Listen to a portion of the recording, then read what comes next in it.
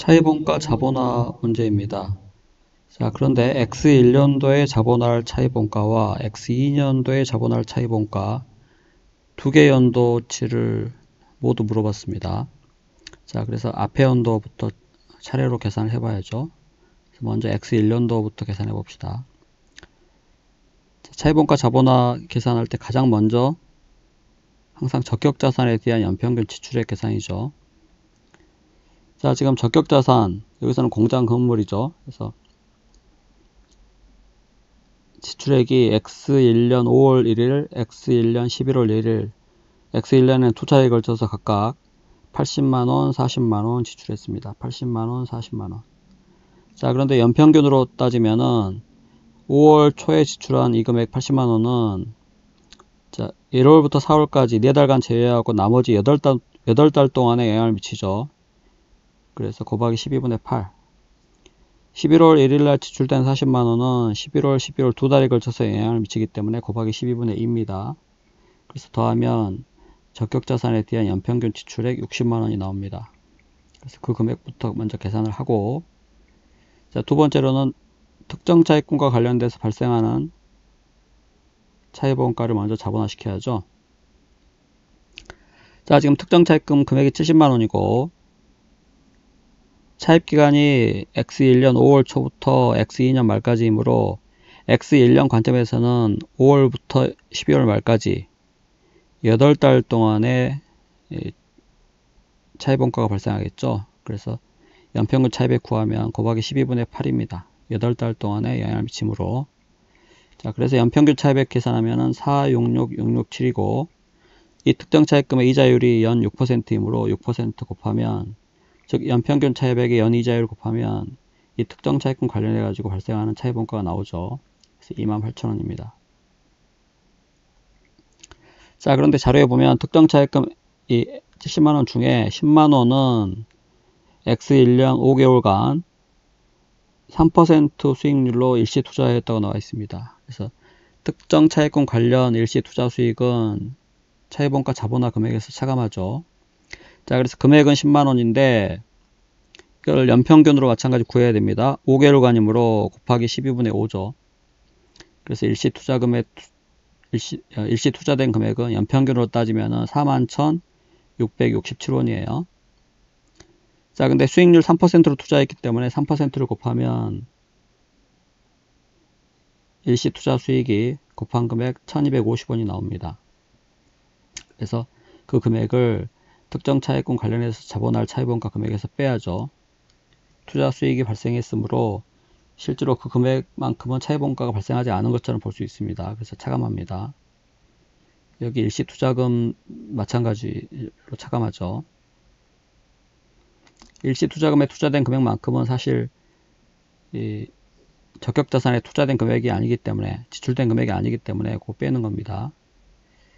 자, 결국 특정 차입금 관련해 가지고 연평균 차입액으로 환산했을 때 적격자산에 지출된 금액은 이걸 한꺼번에 계산한 45만원이죠.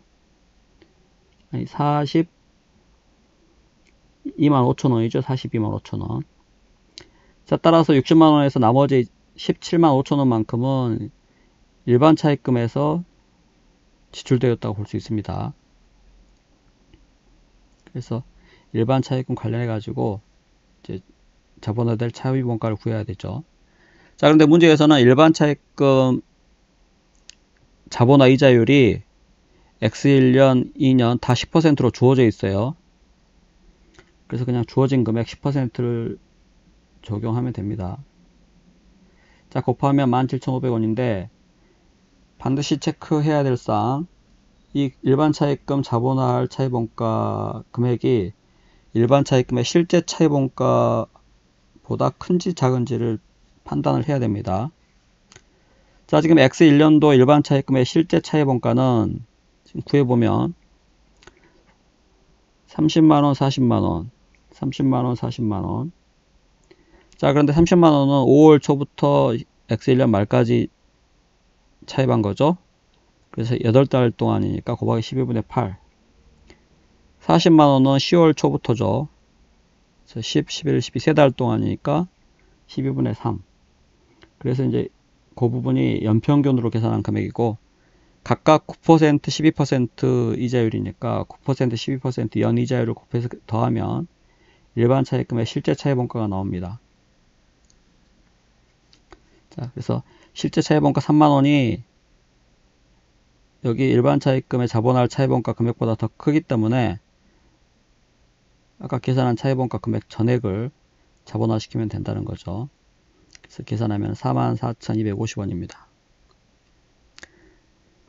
44,250원. 1번 아니면 2번이죠. 자, X2년치도 구해야 되는데,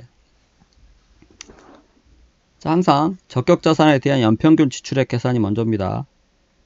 자, X2년 관점에서 보면 X2년 초에 50만원 지출이 됐는데, 주의하실 점이 X1년도에 지출된 금액은 이 금액도 X2년에 여전히 차입원가를 발생시키죠. 자, 따라서 X1년도에 지출된 금액, 그 금액도 차입원가를 발생시키기 때문에 그 금액도 계산해 줘야 된다는 겁니다. 그래서 정기에 지출된 금액 120만원은 정기 2월 이렇게 표시했죠. 자, 뿐만 아니라 1월 초에 50만원 또 지출했기 때문에 단기에 지출된 금액 50만원. 자, 정기에 지출된 금액 120만원은 이거는 X2년도에 차입원가를 발생시키기 때문에 더하는 건데, 요거는 X2년 초부터 또 차입원가를 발생시키죠. 뿐만 아니라 X2년 초에 또 지출된 50만원도 X2년 초부터 차입원가를 발생시키기 때문에 그 금액들은 1월 1일부터 계산해 줘야 됩니다. X2년 1월 1일부터. 자, 그런데 완공이 X2년 9월 말에 이루어졌으므로 자본화 기간이 얼마입니까? 자본화 기간이 X2년 초부터 X2년 9월 말까지 9달 기간이죠. 곱하기 12분의 9입니다. 12분의 9. 자, 그리고 7월 1일 날 지출된 40만원도 연평균 지출액 계산해야 되는데 9월 말에 완공됐기 때문에 7, 8, 9 3달 동안만 자본화 시켜야죠. 그래서 40만원에 12분의 3 에서 더하면 적격자산에 대한 연평균 지출액 137만 5천원입니다. 137만 5천원.